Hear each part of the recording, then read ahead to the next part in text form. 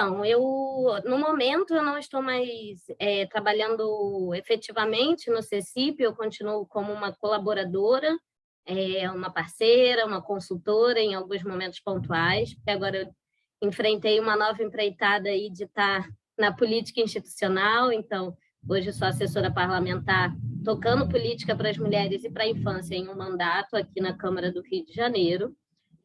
Mas eu fiquei 6 anos no CECIP e pude ter a honra de participar do que é essa organização. O CECIP é uma organização da sociedade civil que já tem aí 35 anos, que tem uma história de início, né, de surgimento muito bonita ali com o Cláudio Checon, que até hoje é o diretor do CECIP, junto com o Paulo Freire, com o Eduardo Coutinho, com uma galera assim que estava realmente querendo, no período pós-ditadura, né, pensar novas formas de educação, novas formas de comunicação. E assim surgiram diversos projetos ao longo desses 35 anos, e desde muito cedo, quando ainda se debatia muito pouco, e mesmo até as próprias pessoas do CECIP ainda muito de forma incipiente, já começaram a inserir as crianças na participação, na construção dos projetos. E aí começaram, né, ao longo dos anos, a gente foi estudando um pouco mais e se aprofundando para fazer isso com uma forma, com metodologias, né, entendendo que os autores da época lá da década de 80 estavam começando a escrever, o Sarmento, o Roger Hart. Então, a gente bebeu muito dessas fontes até chegar ao que hoje a gente tem de metodologia, que eu vou mostrar um pouquinho para vocês, né? Foram muitos projetos de participação infantil ao longo desses 35 anos, então, para eu fazer essa escolha aqui do qual eu mostraria um case, né, para vocês, foi difícil, mas eu decidi fazer um case pegando uma ação local, né, que a gente fez num território, e que foi uma das mais desafiadoras, né, porque eu pensei, né, que talvez seria interessante justamente mostrar aonde estão os desafios da participação infantil, que foi uma das que nos fez lidar com muitos enfrentamentos cotidianos que vocês vão ver. Então, essa ação foi dentro de um projeto que a gente teve durante 5 anos no CECIP, que era o Criança Pequena em Foco, e aí tinha esse recorte numa favela do Rio de Janeiro, que é o Manguinhos e Seus Caminhos, que, na verdade, é um complexo de favelas aqui do Rio. Então, a gente atendia crianças de várias favelas desse mesmo território, né?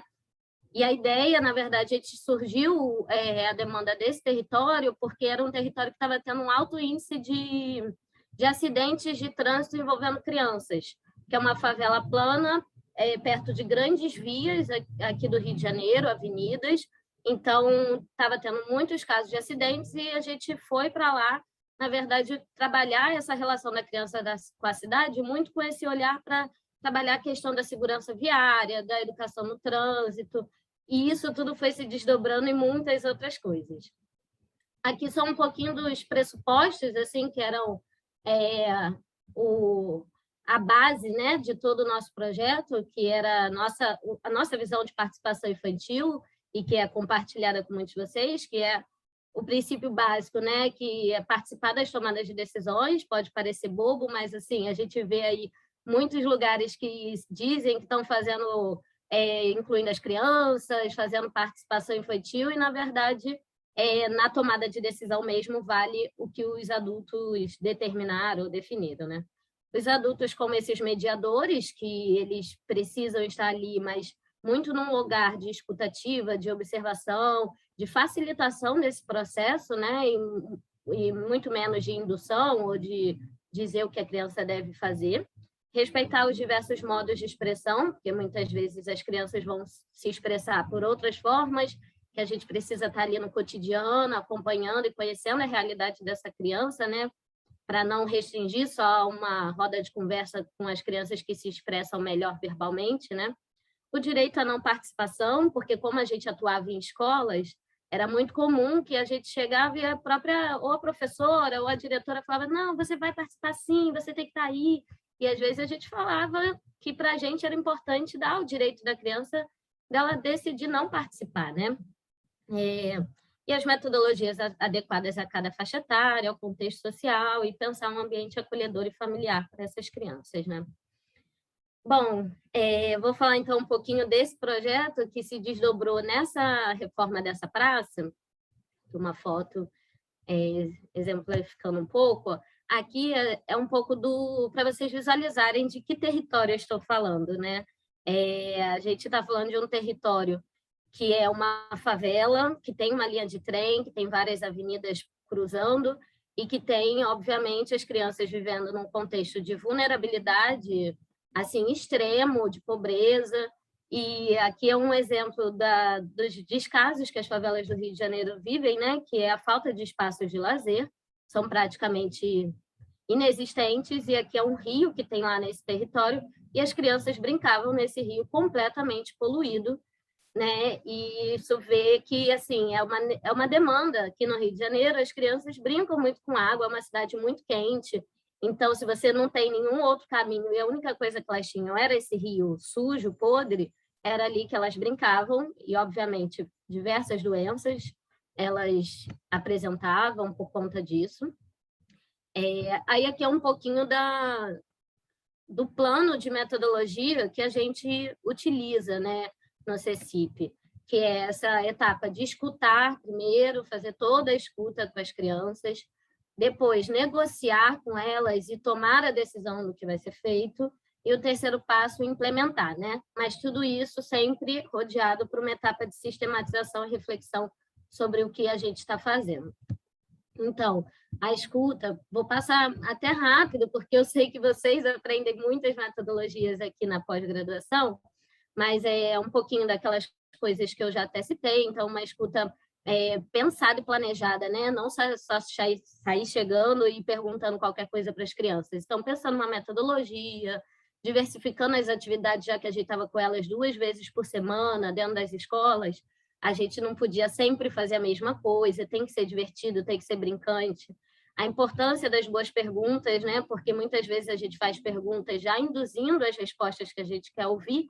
Então, a gente se desafiava muito de olhar e pensar exatamente que tipos de perguntas a gente colocaria nas atividades.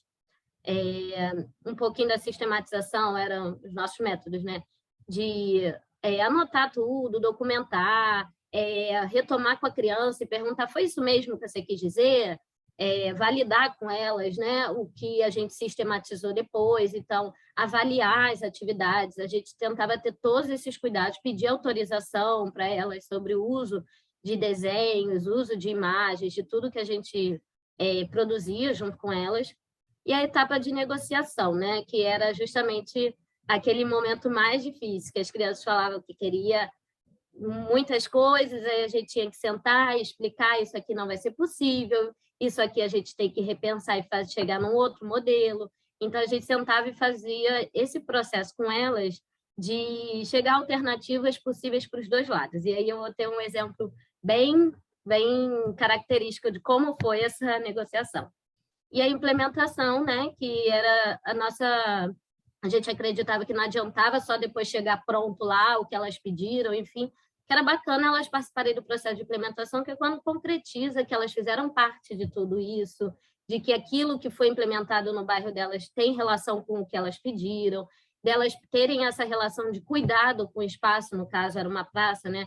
Entendendo que elas estavam ali e pintaram juntas e fizeram juntas, então a relação de cuidado e de manutenção daquele espaço, elas se envolvem mais. Então, essa era a nossa metodologia. Mas para a gente chegar, né, nessa...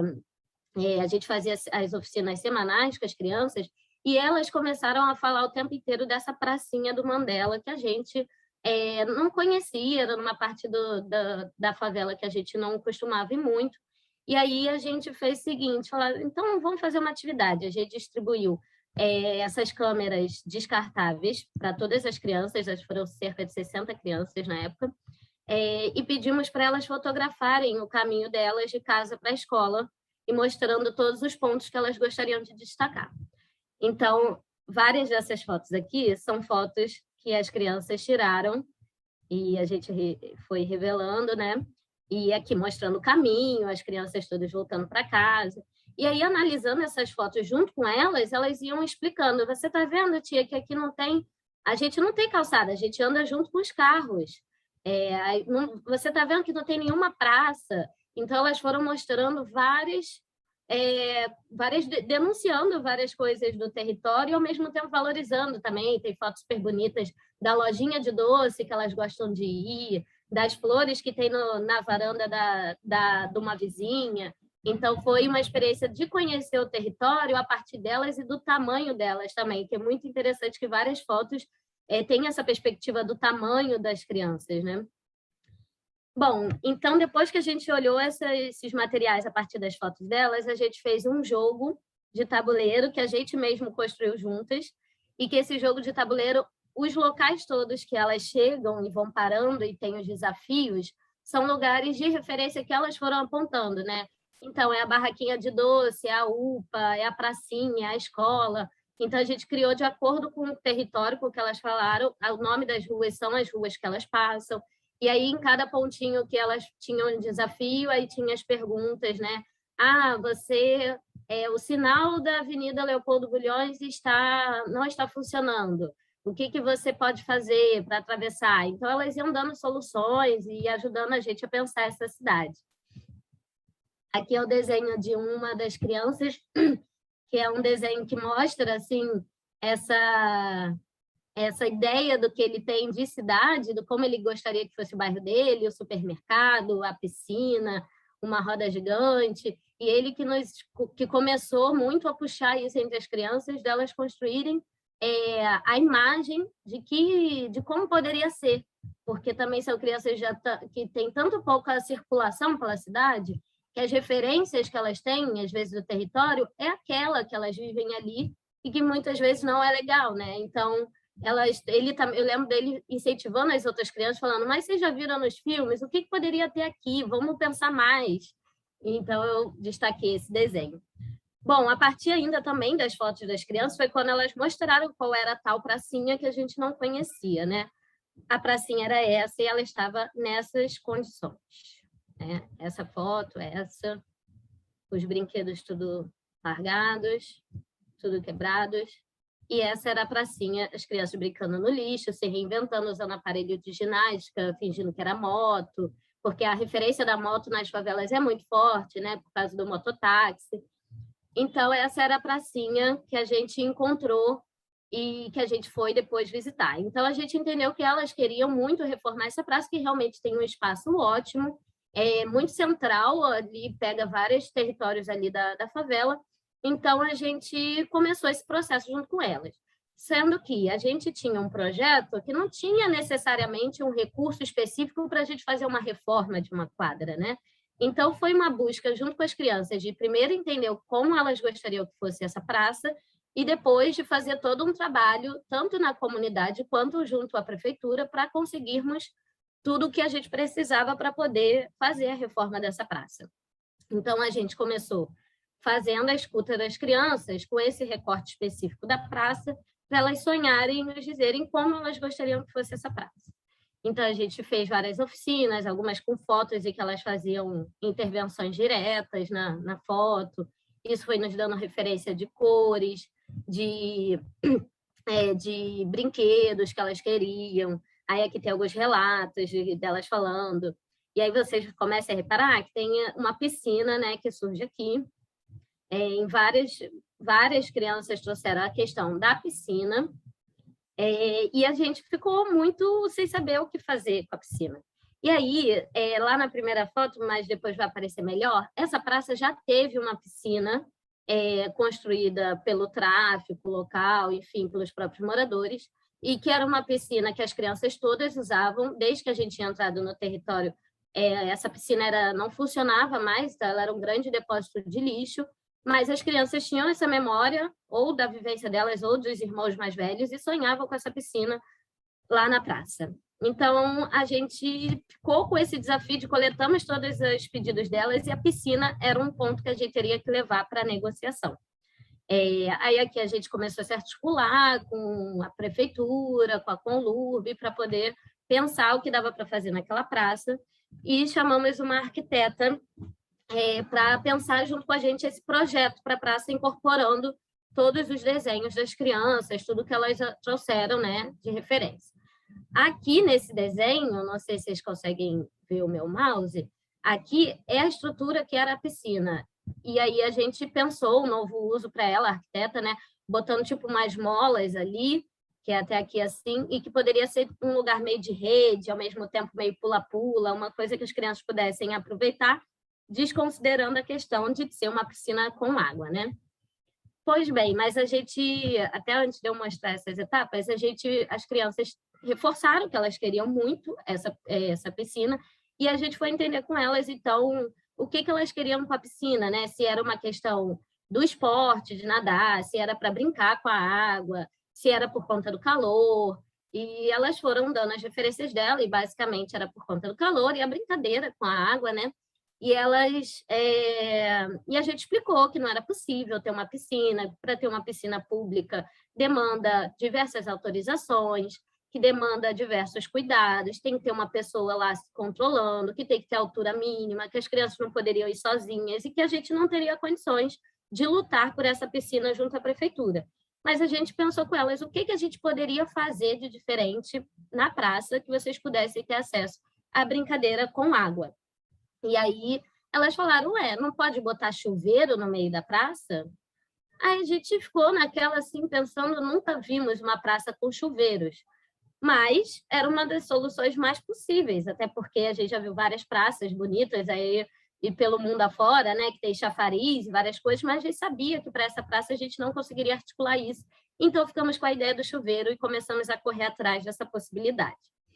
Bom, fizemos o planejamento todo de reforma da praça, fizemos um grande dia de mutirão, chamamos as crianças, veio toda a comunidade, vários pais, vários comerciantes, conseguimos doação de materiais, doação de pintura, começamos a fazer tudo, aqui a piscina, até que as crianças ajudando, até que fomos deparados no dia da nossa ação de mutirão para a reforma da pracinha, com uma grande operação policial nesse dia. E essa foto foi tirada exatamente lá nesse dia.